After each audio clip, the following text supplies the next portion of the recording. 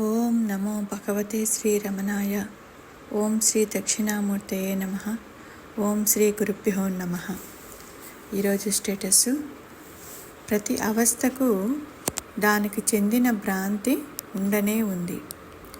అది వేరొక అవస్థలోని భ్రాంతితో కాక అదే అవస్థలోని వేరొక భ్రాంతితో మాత్రమే అది పూర్తిగా నశించిపోతుంది అని ఇక్కడ చెప్తున్నారు. అసలు మిథ్య అనుకోవడమే ఒక మిథ్య. దానిని బయట నుంచి ఎవరో ఒకరు చూసి కదా మిథ్య అనాలి. అటువంటప్పుడు ఆ చూచేవాడు అందులో పాత్రగా ఎలా అవుతాడు? సినిమా తెరపై అనేక దృశ్యాలు వస్తూ కదిలిపోతూ ఉంటాయి. అక్కడ భవనాలు కూడా దగ్ధమై బూడిదగా మారిపోతూ ఉంటాయి. అలాగే పెద్ద పెద్ద ఓడలు కూడా నీటిలో మునిగిపోతున్నట్టు కనపడతాయి. కానీ ఈ దృశ్యాలను ప్రదర్శించే తెరకు మాత్రము ఎటువంటి నిప్పు కానీ నీరు కానీ అక్కడ అంటదు. ఎందువల్ల? ఇక్కడ దృశ్యాలు అసత్యము, తెర ఒక్కటే సత్యం కదా.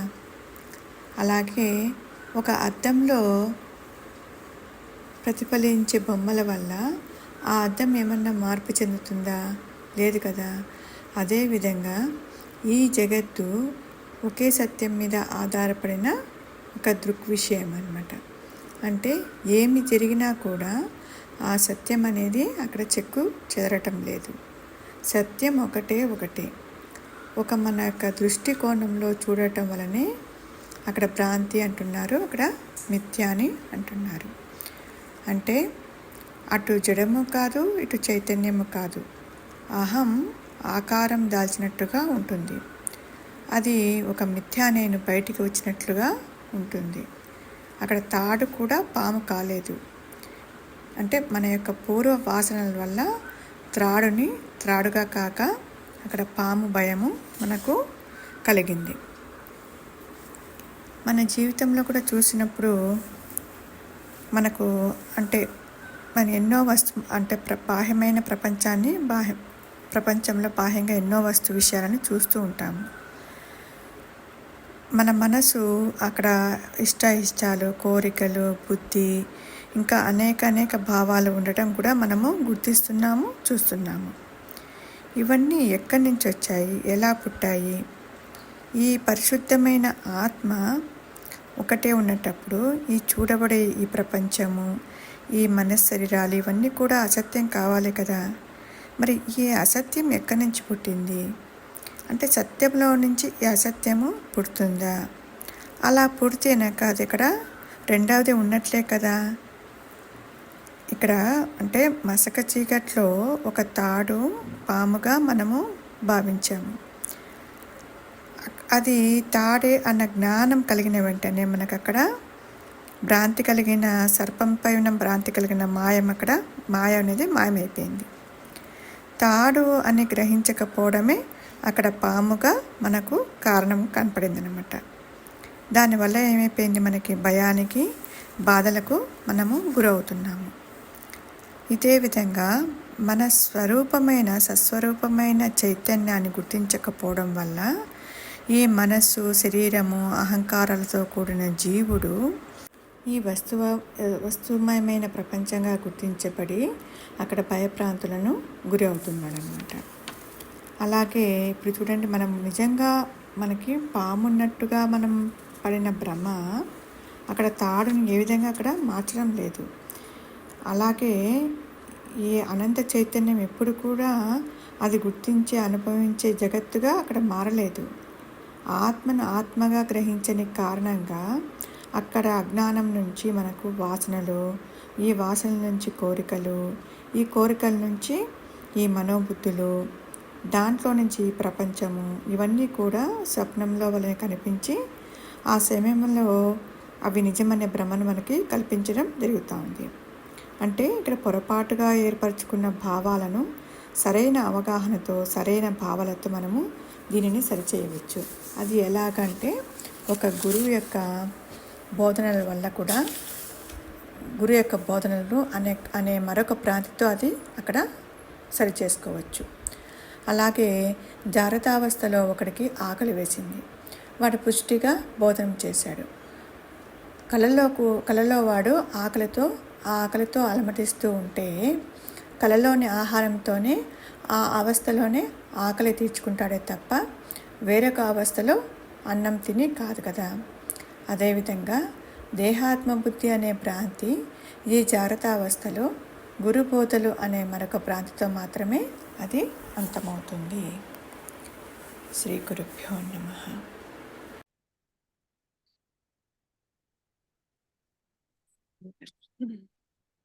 ప్రతి అవస్థకు దానికి చెందిన భ్రాంతి ఉండనే ఉంది. అది వేరొక అవస్థలోని భ్రాంతితో కాక అదే అవస్థలోని వేరొక భ్రాంతితో మాత్రమే అది పూర్తిగా నశించిపోతుంది అంటున్నారు. అంటే లేనిది ఉన్నట్లుగా కనపడ్డం గురుగారు. లేనిది ఉన్నట్టుగా కనపడుతుంది. సంగతి తెలుసా? ఉన్నట్టుగా కనపడటానికి తెలియదు గురుగారు. భ్రాంతి. నీవు నాతో మాట్లాడుతున్నావు, ఇది సత్యం అనుకునే మాట్లాడుతున్నావు కానీ భ్రాంతి అనుకుని మాట్లాడతావు. అవును గురుగారు. ఇందాక కూడా ఇప్పుడు అంటే ఇందాక ఈయనకు జరిగిన ఆపరేషన్ అది సత్యం, అది అసత్యం అని నేను ఎలా అనుకుంటాను గురుగారు? కాదు కదా. కాదు కదా అది. ఏ అవస్థలో అయినా కావచ్చు, కళ కావచ్చు, నిద్ర కావచ్చు, అది భ్రాంతి అని తెలియదు. భ్రాంతి అని ఎప్పుడు తెలుస్తుంది? మూలంలో ఉంటూ చూస్తే భ్రాంతి అని. పాము లేదన్నటువంటి స్థితి పాము భయం కలిగినప్పుడు ఉండదు. తెలిసినప్పుడు ఇది లేదు. అట్లా గురుగారు. అంటే మనం ఎంత చెప్పుకున్నా మూడు అవస్థలు భ్రాంతి అని ఇంకుడు పడుతుంది. గురుగారు పుడుతున్నారు, పోతున్నారు, కర్మలు ఆచరిస్తున్నారు, కష్ట సుఖాలకి తొలగించుకుంటున్నారు. అవును అవును గురుగారు. కష్టం భ్రాంతి అనుకుంటూ వదిలిపెట్టడం లేదు. అది నిజమే అనుకుంటున్నాను. ఆఖరి భ్రాంతి అని చెప్పి కనకుండా మానేసావా?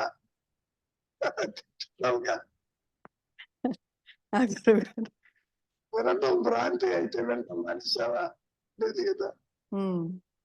కర్మలన్నీ కూడా భ్రాంతి అని మానటం లేదుగా. కర్మలు చెప్తున్నారుగా.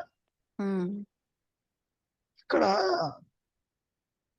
ఎందుకు మహర్షి ఈ విధంగా చెబుతున్నారు అంటే, నీవు కాని దానితో నీ ఉనికిని ఏర్పరచుకున్నావు, భావన వచ్చింది, నేను ఏమనుకుంటున్నావు, ఆ భ్రాంతి పోగొట్టడానికి వేరొక అవస్థలో ఉన్నది పనికి రాదు. ఈ అవస్థలోనే గురు బోధనని భ్రాంతితో ఇది పోతుంది అని చెప్పారు గురుగారు. పాయింట్ అర్థమైంది గురుగారు. ఈ సందర్భంలో కాల్లో ముళ్ళు గుచ్చుకుంది. ముళ్ళు గుచ్చుకోవడం భ్రాంతి వదిలిపెట్టడంలా, ముళ్ళు తీసుకుని ఆ ముళ్ళు ఉన్న చోట గుచ్చు దాన్ని తీసి బయట మారేస్తున్నాం. ఒక భ్రాంతిని మరొక భ్రాంతితో తీసి మారేశారు. ఇక్కడ గుచ్చుకోవటము భ్రాంతే, ముళ్ళును తీసేయడం భ్రాంతే. ఇది అర్థం చేసుకోవాలి. భ్రాంతి అని ఎందుకు అంటున్నారు? నీవు ఇదంతా సత్యం అనుకుంటున్నావు, అసత్యమైనటువంటి స్థితిని మరొక అసత్యపు ధోరణితోనే దీన్ని తొలగించాలి అని చెప్పారు. గతంలో మనం చెప్పుకున్నాం. ఉమ్, జాగ్రత్త అవస్థలో సుష్టుగా భోజనం చేస్తాడు. ఉమ్, రేపటికి అన్నం అట్టి పెట్టుకుంటాడు, ఉమ్, పదార్థం అట్టి పెట్టుకుంటాడు. ఉమ్, కలగంటున్నప్పుడు కలలో ఆకలితో ఆలపిస్తాడు. ఉమ్, ఇది తినాలి, అది తినాలి, ఇది కావాలి, అది కావాలని. జాగ్రత్తలో తిన్న విషయం ఎందుకు పనికిరాదు. ఉమ్, మరి ఏం చేస్తున్నాడు? కలలో కూడా పదార్థాలని సృష్టించుకుని ఉమ్, కలలో ఉన్నటువంటి ఆకలిని ఒక మిథ్యా భోజనంతో పదార్థాలతో తీర్చుకుంటున్నాడు. తీర్చుకుంటున్నాడు. ఈ విషయం ఎందుకు చెప్పారు మహర్షి? జాగ్రత్త అవస్థలో అన్నం తిన్నాం కదా, ఉమ్, ఇక్కడ నాకేమిటి ఆకలి ఉమ్, అని అనుకుంటుందా? జాగ్రత్త అవస్థలో తిన్న అన్నము స్థూల దేహంతో ఆగిపోయింది అక్కడ. ఉమ్, ఆ విషయాలు ఇక్కడికి రావటంలా. ఆ గురువు గారు. సూక్ష్మ దేహంతో తింటున్నది ఇక్కడ. ఉమ్, ఉమ్, అయ్యో జాగ్రత్త అవస్థలో నేను అన్నం తినే వచ్చానే, పైగా రేపటి కూడా అట్టి పెట్టుకున్నాను, ఇక్కడ ఆకలి ఎందుకు వేస్తుంది అన్న ప్రశ్న తల ఎత్తలేదు. ఉమ్, మరి ఏం చేస్తున్నాడు? ఆకలితో అలమడిస్తుంటే ఉన్నాడు. జాగ్రత్త అవస్థలో అన్నం తీసుకొచ్చి తింటున్నా అక్కడ. అదే అవస్థలోనే తింటున్నాడు. ఆ ఉమ్, ఆకలి అనేటటువంటి భ్రాంతిని భ్రాంతి.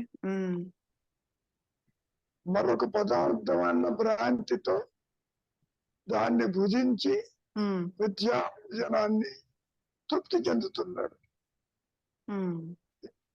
గురుగారు.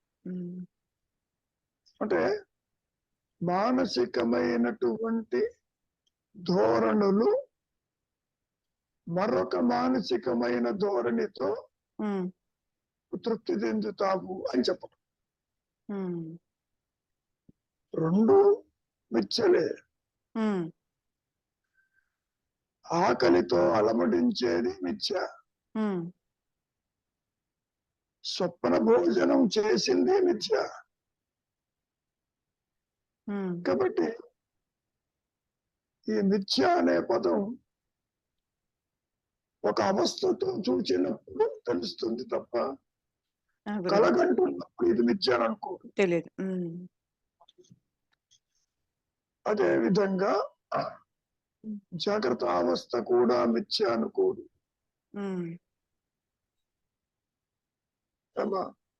ఖాళీ దొరికింది, మందు తీసుకుంటున్నావు, ఆకలైంది, తింటున్నావు, నీవు తిన్నది మందు వేసింది మిథ్య అంటే నీకు మింగుడు తినదు. మిథ్య ఎందుకు అవుతుంది? నేను ఆసుపత్రికి వెళ్ళాను, మందు వేసుకున్నాను.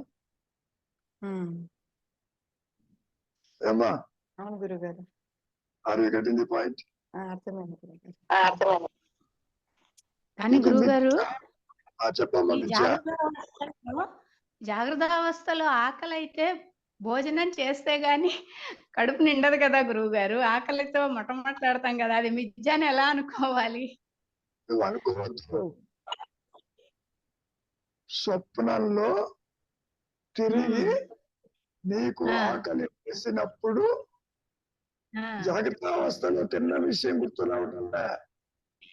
అవును గురువు గారు, అంతవరకు కరెక్టే. పడుకున్నావు, నీ ఆకలి తీరటానికి కలలో జాగ్రత్త అవస్థ పదార్థానికి రావడంలా పాయింట్ అది. అవునండి, అవునండి. మరి ఏం చేస్తున్నావు? ఆకలి మిథ్యా భోజనమే చేస్తున్నావు. అవునండి. ఈ ఉదాహరణ ఎందుకు చెప్పారు అంటే, నీవు ఇక్కడ దేహాత్మ బుద్ధితో మిథ్యా జీవాత్మని సత్యం అనుకుంటున్నావు. ఇది తొలగాలి అంటే మిథ్యాలోనే పోతుంది అని చెప్పడం. ఓకే. ఓకే. బోధలు కూడా ఆ! అలాగే. బోధలు కూడా మిథ్యే. అవునండి. ఆ! మహర్షి మాటలు, శంకరుని మాటలు, XYZ మాటలు సత్యం కాదమ్మా. ఆ! గురువుగారు. హ్మ్. ఏమా? అర్థమైంది గురువుగారు. ఏ విధంగా అయితే మీకు ఆకలేసినప్పుడు మిథ్యా భోజనం చేసాను అనుకుంటున్నా, ఆ! ఆన్లైన్ ఆర్డర్ చేయకుండా అది కూడా మిథ్యా భోజనం. ఆ! గురువుగారు.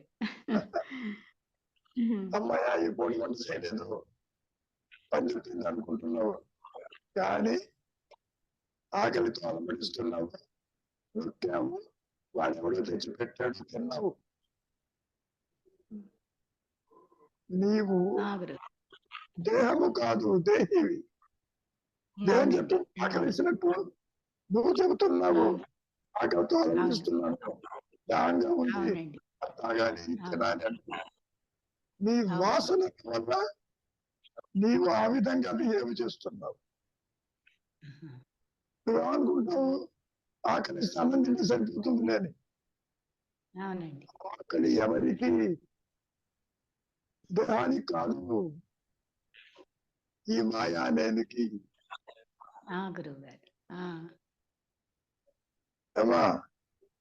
అర్థమైంది గురువుగారు. తాగుతున్నావు, తింటున్నావు, కోపం వస్తే తింటున్నావు, ఇవన్నీ ఎవరు? మాయానేనికి వస్తుంది. అవునండి. అవునండి. సో, ఆ స్థూల దేహంతో తినేది కూడా ఆ, మిథ్యా భోజనమే అని అర్థం చేసుకోవాలి. అర్థం చేసుకోవడం కాదు, అది మిథ్యా భోజనమే. ఓకే. ఆ! గురువుగారు. నీకు ఆకలి వేస్తేనే తినటం, నిద్రించడం, మేల్కోవడం జరుగుతుంది. అసలు అవునండి. ఆకలి జరుగుతుందా? ఆ! గురువుగారు. ఏముంది నాకు తెలియదు. ఆ! నిద్రపోతున్నప్పుడు నువ్వు మధ్యలో లేచి అన్నం తింటున్నావా? లేదు కదా. లేదు. లేదు. లేదు. ఎందుకని? స్థూల సూక్ష్మ దేహములతో డీలింగ్ అయిపోయినావు. దేహం ఉంది ఓకే. నీకు ఇప్పుడు అనవసరం. దేహంతో అర్థమైంది ఆకలితో గురువు. ఉంటావు, నీకు అనవసరం. దేహం ఆకలింటుంది, ఆకలి అవుతుందని ఆ! గురువుగారు. అలపటించేవాడు వృత్తి రాహిత్యమైన నిద్రలో. అవునండి. ఏ అవునండి. దేహంతో కనెక్షన్ లేదమ్మా. అవును గురువుగారు. ఏ అవును. కోరికతోనూ లేడు వాడు. అవును. కాబట్టి జాగ్రత్త అవస్థలో సంపాదించుకు తిన్నా, ఆ! కళలో సృష్టించుకొని తిన్నా, రెండు మిథ్యయేను అని చెప్పటం. ఓకే గురువుగారు. ఎందుకని? దేహాత్మ బుద్ధే లేదు అసలు అక్కడ. ఆ! గురువుగారు. అసలు మిథ్య అహంకారము. ఆ! గురువుగారు. ఏమ్మా? నీవు ఆ! గురువుగారు. అదే. ఈ ఆ! వ్యక్తిత్వము సరోజగా ఇది మిథ్య అని నువ్వు అనుకోలేవు. సత్యం అనుకునే ఆ! గురువుగారు. కష్ట సుఖాలు అనుభవిస్తున్నావు. ఆ! నిజంగా. గురువుగారు. అవునండి. కాబట్టి దేహాత్మ బుద్ధి కలిగి ఉండటం మిథ్య అని, అది లేదని, అటువంటి స్థితి తొలగిపోవాలి అంటే ఎట్లా పోతుంది? గురు బోధనలే మిథ్య వల్ల తొలుగుతుంది అన్నాడు. అట్లా ఆ! గురువుగారు. అవును గురువుగారు. నువ్వు విచారిస్తావు, నేను ఏం కాకపోతే నేను ఎవరిని? సరే, గురువు అయినా శిష్యుడైనా అనుగ్రహం చేతనే అది ప్రకాశిస్తుంది. ఆ! గురువుగారు. బోధలు చేసినంత మాత్రాన ఆత్మ ప్రకాశించదు. అది కాస్త ఆ! పక్కన గురువు. పెడతాం. ఆ! గురువుగారు. ఆకలి వేసినప్పుడు మరి అన్నం తిన్నావు కదా, అవునండి. అన్నం తినటం వల్ల మరి ఆకలి తీరిందా లేదా? అవును. తీరింది. ఆకలి రావటం మిథ్య, అన్నం తినటం మిథ్య. పాయింట్ అది. ఆ! అర్థమైంది గురువుగారు. ఏమ్మా? అర్థమైంది గురువుగారు. ఇప్పుడు అర్థమైంది. దాన్ని కొంచెం స్వప్నానికి తీసుకుపోతే ఆ! జాగ్రత్తలో నువ్వేం చేసావు అనవసరం. అవును. అక్కడ విపరీతమైన ఆకలి వేసింది. ఉమ్. ఆకలి తీరడానికి ఏం చేస్తున్నావు? కనిపించిన పదార్థాన్ని భుజిస్తున్నావు, సృష్టించుకు. అవును, అవునండి, అవునండి. బయటకు వచ్చాక దిగుతున్నావు కళా సత్యము అని ఉమ్. చెప్పినట్టు. అవునండి. కాబట్టి ఒక మిథ్యాభావన తొలగటానికి మరొక మిథ్యా భోజనం లేదా సూచన లేదా అభ్యాసంతో అది పోతుంది అని చెప్పు. గురువు గారు, ఇప్పుడు అర్థమైంది గురువు గారు. డాక్టర్ గారు ఇక్కడే ఉన్నారు. ఉమ్. మరి ఎడిక్షన్ ఉంటుంది. ఆయన తాగద్దురా, సిగరెట్ తాగద్దు, మందు తాగద్దు, మిగిలిన పనులు చేయొద్దు అంత చెప్పినా వాడు వినడు. మరి తాగుడనే ఎడిక్షన్ ని పోగొట్టడానికి వాడికి ఇంకో ఎడిక్షన్ ఇస్తారు. యాంటీడోట్. ఒక ఎడిక్షన్ ఏమంటారు, ఇంకో ఎడిక్షన్ ఇవ్వాలి. గురువు గారు, ఆ ఎడిక్షన్ తోటి ఈ తాగుడు మానేస్తాడు. గురువు గారు. 2 ఎడిక్షన్సే. అవును, అవును. కాకపోతే 2వ ఎడిక్షన్ ఏదైతే ఉన్నదో అది హానికరం కాదు.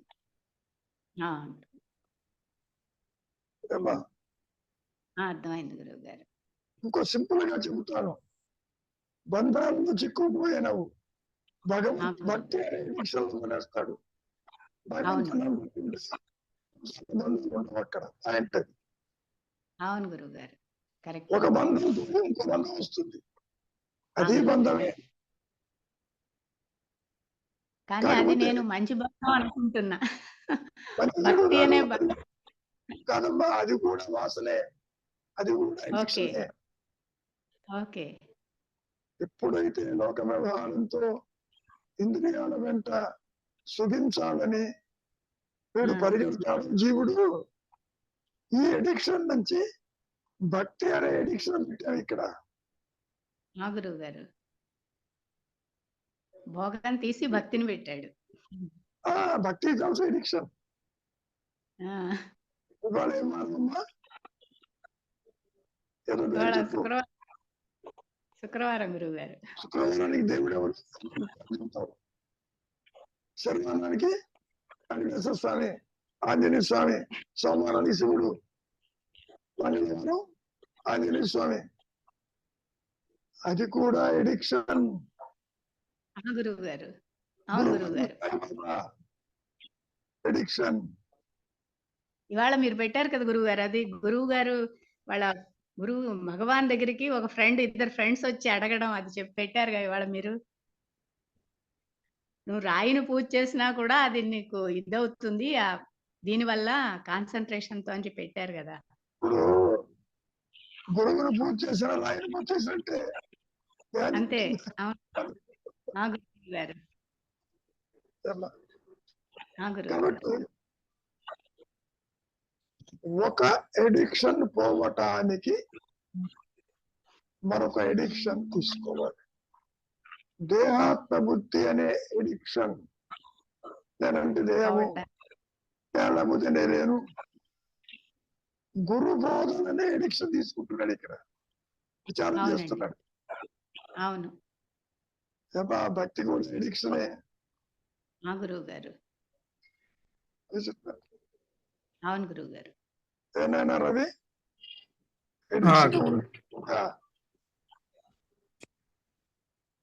గురుగారు, ఎడిక్షన్ ఉండాలా? అంటే ఆ ఎడిక్షన్ వల్ల కొంత మార్పు రావాలి కదా గురుగారు. అది మార్పు ఆటోమేటిక్ గా వస్తుంది. ఎందుకని? ఒకటే నేను ఉంది. ఒక నేను దేహప్రబుద్ధిగా ఉన్నటువంటి మాయలో బంధాల్లో చిక్కుకుంది. నీవు దేహము కాదు, దేహివి, నీవు ఆత్మవేను, విచారించు, అంతర్ముఖంగా అనే ఎడిక్షన్ తోటి దేహత్వ బుద్ధి అంతరించిపోతుంది అని చెప్పు.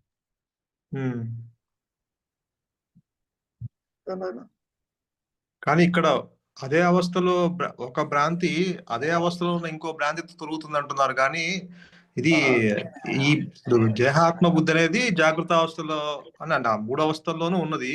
మరి ఈ భ్రాంతి లేదు. గురుగారు స్థూల దేహంతో జాగ్రత్త అవస్థ, సూక్ష్మ దేహంతో కళ, కారణ దేహంతో నిద్ర. గురుగారు అవును. కాబట్టి కళలోనూ నిద్రలోనూ ఏం చేయలేము. అవస్థలో నేనంటే దేహం అంటూ బరువులు మోస్తూ కర్తృత్వంతో తిరుగుతున్నావు. వారికి మరొక భ్రాంతితో, గురు బోధ అనే భ్రాంతితో నీ దేహాత్మ బుద్ధి తొలగిపోతుంది అని చెప్పడం. అదే మరి అది ఇప్పుడు గురు అనుగ్రహం అనే భ్రాంతితో తొలుగుతుందంటే అక్కడ అది ఆత్మ వ్యక్తం అవటం అంటే అది తుర్యాతీత, అది వేరే అవస్థకు సంబంధించింది కదా గురువు గారు? కాదుగా దేహాత్మ బుద్ధి ఉన్న చోటనే ఆత్మ కూడా కలిసి ఉందిగా. ఆత్మ లేకుండా బుద్ధి లేదుగా.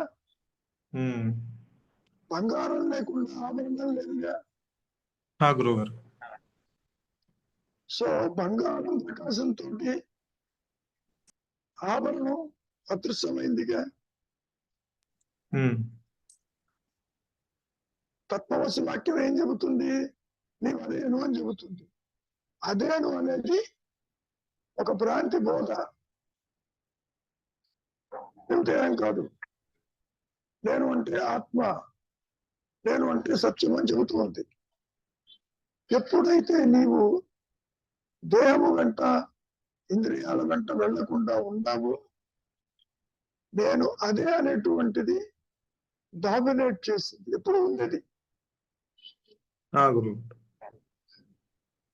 కాబట్టి బోధలు కూడా భ్రాంతేను అని చెప్పారు.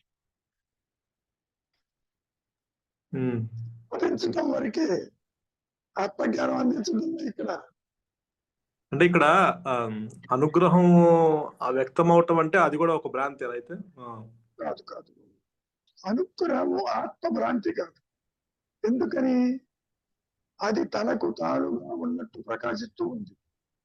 దేహాత్మ బుద్ధి భ్రాంతి, దేహాత్మ బుద్ధి తొలగటం భ్రాంతి. అట్లా తొలగటము భ్రాంతి. ఇప్పుడు మేఘాలు తొలగినాయి, దానికి కారణము ఆ గాలి వచ్చి వెళ్ళిపోయింది. మరి ఇక్కడ అజ్ఞానం తొలగింది అంటే దేనికి కారణం? దానికి ఎలా కారణం? స్వరూప జ్ఞానం. అది స్వరూప జ్ఞానం వ్యక్తం అవటం అంటే ఆ భ్రాంతితో ఇంకొక భ్రాంతిని తొలగించింది అంటారు కదా గురువు గారు మీరు? ఇక్కడ భ్రాంతి ఏమిటి? దేహాత్మ బుద్ధి భ్రాంతి. ఓకే, అర్థమైంది. దేహము కాదు అనేది కూడా భ్రాంతి. నీవు దేహివి అనేది కూడా భ్రాంతి. నాది అన్నంత మాత్రం నువ్వు ఎట్లా అవుతావు? నువ్వు ఈ ఇల్లు నాది, భార్య బిడ్డలు వాళ్ళు, ఈ కారు నాది అంటే నువ్వు కారు అవుతావా? కాదు కదా. అవునవును. కారు నాది అనుకుంటూ తిరుగుతున్నావు, నేను నువ్వు కారు కాదు. ప్రొసెసర్ అనేటువంటి భ్రాంతిని నీ ఓనర్షిప్ తో లింక్ చేశావు. అవును. వెంటనే నీకు తొలగిపోయిందా లేదో చెప్పు. ఏమైనా గురువు గారు అంటే అక్కడ దేహాత్మ బుద్ధి భ్రాంతి అది ఎలా ఏ భ్రాంతితో తొలగుతుంది అంటారు ఇక్కడ? నీవు దేహము కాదు, నీవు ఆత్మను అని చెప్పే భ్రాంతితో పోతుంది. చెప్పేది అనుగ్రహమే కదా. మళ్ళీ అనుగ్రహం పక్కన పెట్టి, అనుగ్రహం అది ఎప్పుడు ఉంది. అనుగ్రహం అంటే ఎటర్నల్ ఎగ్జిస్టెన్స్. గురువు గారు అవును. అనుగ్రహం మాట్లాడదు. కానీ నీతో మాట్లాడేది నీవు అనుకునే భ్రాంతితో కూడిన ఒక గురువు. రాయి కావచ్చు, వ్యక్తి కావచ్చు, చెట్టు కావచ్చు, ఏదైనా కావచ్చు. నీలో పరివర్తన వచ్చిందా లేదా? అవును. తత్వజ్ఞులైన వారికి 24 మంది గురువు, ఒక్క మాట మాట్లాడలేదు వాళ్ళు. కాబట్టి బోధలు భ్రాంతి, ఆ భ్రాంతి వల్ల నీ దేహాత్మ బుద్ధి అనే భ్రాంతి తొలగింది అని చెప్తాం. నువ్వు విచారిస్తున్నావా లేదా? నువ్వు దేహాత్మ బుద్ధి అనే అవును. కాబట్టి బంధం భ్రాంతి, బంధరహితం కూడా భ్రాంతి. ఆత్మకి మాయలో ఉన్న భ్రాంతికి సంబంధం లేదు. అంటే బంధము ఉంది అనేది ఒక భ్రాంతి, బంధము తొలగిపోయింది అనేది కూడా ఒక భ్రాంతి అంటారు. మరి దశముడి కన్నా ఎందుకు చెప్పాను? తను తాను లెక్క పెట్టుకో. సంతానం అవును ఏమైనా గురుగారు. సంఖలో పిల్లవాడిని పెట్టుకుని ఎక్కడిపోయినాడు అది భ్రాంతి. నీ సంఖలోనే ఉన్నాడని చెప్పాను దానికి పోయేవాడు. కొత్తగా ఏం చెప్తున్నా అదే భ్రాంతిగా ఉందనుకోవటం పోయిందనుకోవటం రెండో భ్రాంతి ఇక్కడ.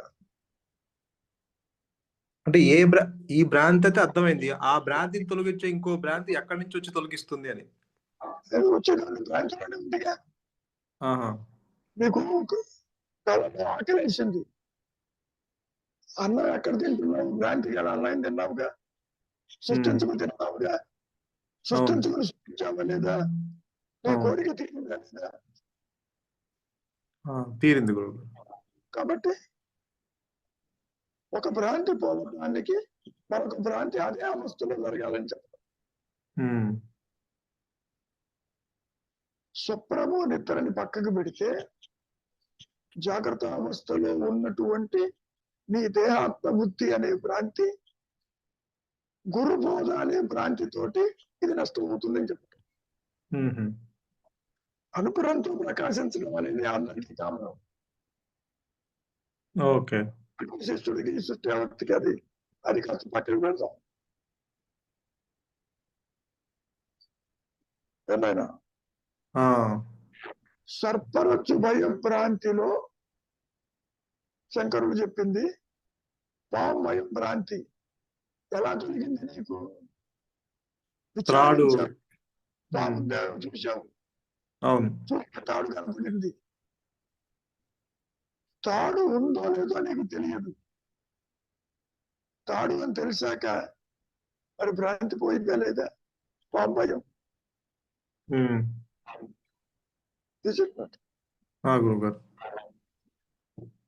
సో భ్రాంతి తొలగటం రావటం ఎవరికి? ఈ మాయా లేనికి. ఎప్పుడైతే నీవు దేహము కాదన్నటువంటి భ్రాంతి తొలగిపోయిందో నీవు ఆత్మగానే మిగిలిపోయినావు. పాయింట్ అది. సో ఆత్మజ్ఞానం కొత్తగా రాలే, ఆల్రెడీ ఉంది అక్కడ. తాడు కొత్తగా లేదు, ఆల్రెడీ ఉంది. అంటే పాము భయం, పాము ఉందనే భ్రాంతి ఎప్పుడు తొలగిందంటే విచారణ చేయటం వల్ల, ఆ వెలుగులో తాడును చూడటం వల్ల తెలిపోయింది. సో తాడు కొత్తగా రాలేదు అక్కడ, పాము తాడు ఉంది. అంటే ఇక్కడ విచారణ అనేది ఒక భ్రాంతి, అంటే విచారణ చేయటం అనేది ఒక భ్రాంతి, అంతేనా? చేసావు, విచారించుకున్నాడు.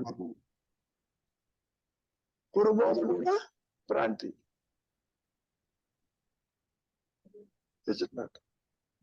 కానీ అంటే విచారణ చేసినంత మాత్రాన భ్రాంతి పోవట్లేదు కదా గురువు గారు?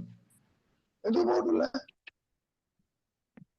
సర్పరచు భయ భ్రాంతిలో పామును వెతుకుతుంటే తాడు కనిపించిందా లేదా?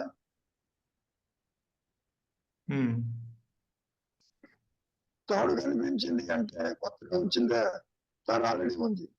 ఉన్న తాడు లేదనుకున్నావు, ఉన్న తాడు లేదనుకోవడం భ్రాంతి, లేని పాము అనుకోవడం భ్రాంతి. అందుకనే సర్పరచ్చు భయభ్రాంతి అర్థం కాదని దశముని కథ చెప్పాడు.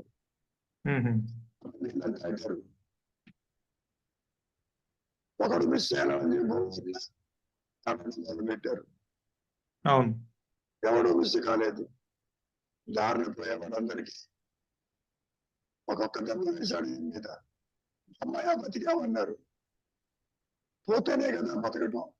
పోయింది అనుకుంది భ్రాంతి, బతికామనుకోవడం భ్రాంతి. ఈ చెప్పినట్టు ఓకే ఓకే. ఎవరైనా అదే. ఎవరైతే మిస్ అయినాడో వాడే ఉన్నాడుగా. అవును, ఉన్నాడు.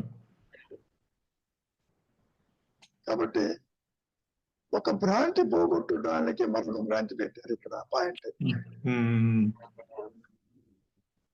ఈ జీవుడి యొక్క ఎడిక్షన్ పోగొట్టడానికి ఇంకో ఎడిక్షన్. అంటే మీరు దేహాత్మ బుద్ధి అనే భ్రాంతి ఆత్మ సాక్షాత్కారం అనే భ్రాంతితో తొలగుతుంది అంటారు కదా గురుగారు? ఒక్క నిమిషం, ఆత్మ దాకా పోవద్దు. Okay okay. ఆత్మ ప్రకాశంలో జీవుడు ఉండడు.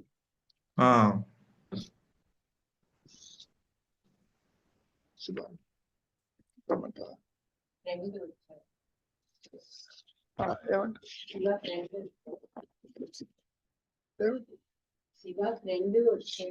మాట్లాడండి.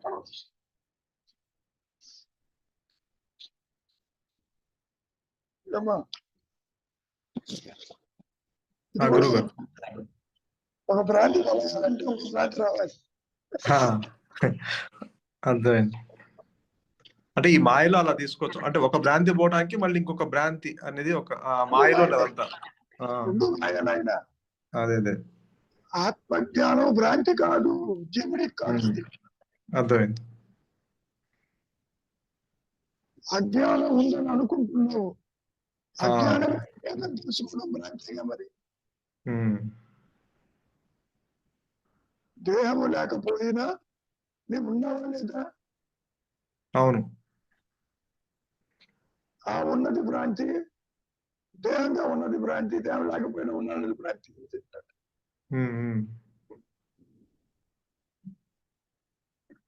నీ సమస్య ఏమిటి అంటే ఆత్మజ్ఞానం వ్యక్తిత్వంతో ఉండదు కదా అని అనుకుంటున్నావు. ఉండదు. ఈ భ్రాంతి అనే పదం మాయలో చెప్పుకునేది, ద్వైతంలో చెప్పుకునేది. అదే అర్థమైంది. ఆత్మ దాకా వెళ్ళాల్సిన ఓన్లీ మాయలో చెప్పడం. అవును, వీటికి సంబంధం లేదు. సంబంధం లేదు. ఉంటుంది ఆత్మ. జీవుడు జగత్తు ఈశ్వర భావం ఉండవు. ఆత్మజ్ఞానం భ్రాంతి కాదు. అదే. వ్యక్తిత్వంతో ఆత్మజ్ఞానం ఉండదు. అంటే దేహాత్మ బుద్ధి అనేది ఒక భ్రాంతి అయితే నేనెవరన్న విచారణ అనేది కూడా ఒక భ్రాంతి. అంతవరకు భ్రాంతి. నేను దేహం అనే భ్రాంతిని నేను దేహం కాదనే భ్రాంతితో పోయింది. రెండు మా ద్వైతానికి సంబంధించేది. ఆకలితో అలమడించేటటువంటి నిద్రిస్తున్నటువంటి అహంకారము మిథ్యాభోజనమైన స్వప్న భోజనంతో శాంతించింది.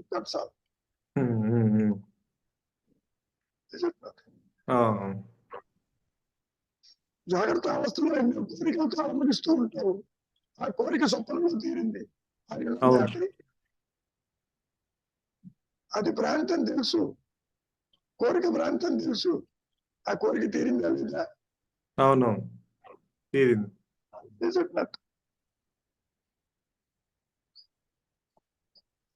ఆత్మజ్ఞానం భ్రాంతి కాదు నాయన, అనుగ్రహం భ్రాంతి కాదు. కానీ వ్యక్తిత్వంతో ఆత్మజ్ఞానం కాదు.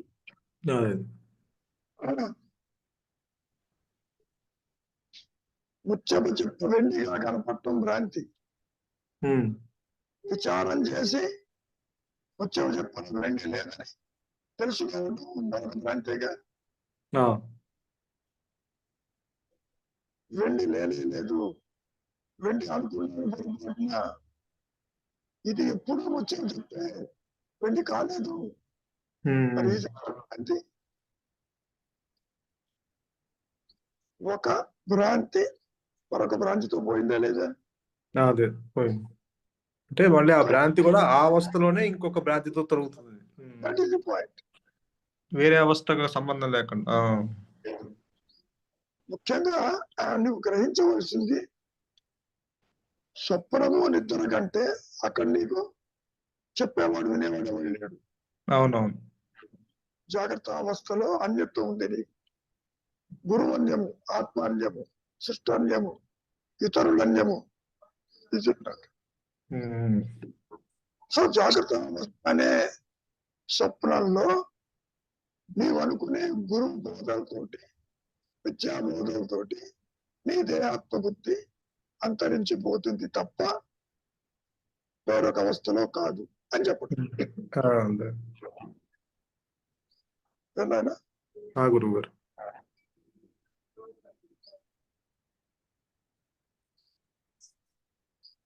చెప్పండి శ్రీనివాసరావు గారు, గాయన ఉందా భ్రాంతి? జీవుడు స్టార్ట్ టు ఫినిష్ భ్రాంతిలోనే ఉంటాడు. సత్యంగా భావిస్తూ ఉంటాడు, బంధాలు కలిగి ఉంటాడు. వ్యక్తిత్వమే భ్రాంతి అన్నారు కదా, అహంకారమే భ్రాంతి, అహంకారమే మిథ్య. అది మిథ్య అయితే మిగతావన్నీ కూడా మిథ్య, దాంతో పాటు ఇంకున్నవన్నీ కూడా. కాబట్టి అది లేదని తెలుసుకోవటం, అది లేదని తెలుసుకోవటమే ఇప్పుడు మనం చేసేది. అది ఎక్కడిదక్కడ క్లియర్ అయిపోవాలి, కానీ ఒక చోట నుంచి ఒక చోటకు బ్రాట్ అవర్ తీసుకెళ్ళడం కుదరదు. అందుకనే రియలైజేషన్ అనేది జాగ్రత్త అవస్థలో ఉంటుంది, నాట్ ఇన్ స్వప్నవ నిద్ర. అక్కడ తెలుసుకునేవాడు లేడు, ఇక్కడ ఉన్నాడు. ఇక్కడ యాక్టివ్ గా లేదు తెలుసుకునే అహంకారం, ఇక్కడ తెలుసుకునే అహంకారం ఉంది. కాబట్టి అందుకని ఇక్కడే తెలుసుకోవాలి, అక్కడ వేరే చోట కుదరదు. అది కుదరదు. ఇది భ్రాంతి అయినా మిథ్య అయినా కూడా ఇక్కడే తెలుసుకోవాలి. ఎక్కడైతే మిస్ అయినా అక్కడే కనుక్కోవాలి.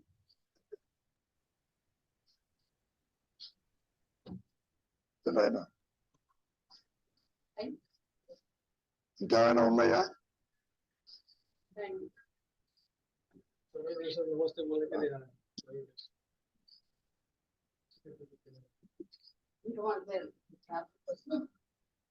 ఏమా పద్మజ, ఇంకా భ్రాంతి ఉందా? పుష్కాకి